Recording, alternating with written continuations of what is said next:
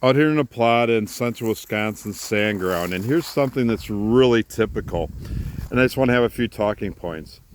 Um, when you have sand ground, you always have a challenge, and again, when you have deer pressure, what people forget is farmers, when you're planting a pasture, you want to keep the cattle off of it for about 50 to 60 days because the forages are still making roots. And so if deer out here browsing week 2, week 3, week 4, after planting, you're shutting the roots down. Just like when we're clipping, I say we want to take half, leave half. When you clip more than half the height, you're really slowing your regrowth abilities back. You're slowing or shutting down the roots. So that's what happens so often. So I say to guys, hey, run some exclusion cages. You'll learn a lot. So that's why moving forward, I want more guys to plant sacrifice crops.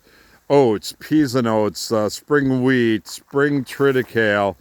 You could even use smart cover, some cases buckwheat, as a sacrifice crop or nurse crop.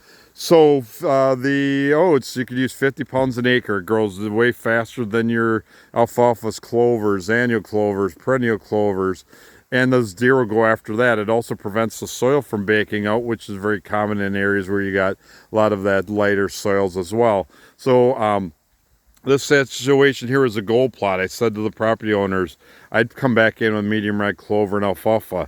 It doesn't look like a lot. So the question is in the fall, how much growth did you have?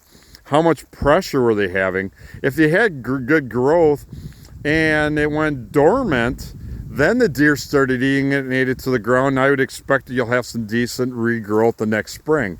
If it never got to the ability to get good root storage for nutrient storage, he's on a liquid program, then it's probably not going to be very good with making it through the winter, and so you basically would have bare ground in the spring. I think even though it looks like it's pretty bare right now, I do believe you will have some regrowth because I was looking and finding some alfalfas out there.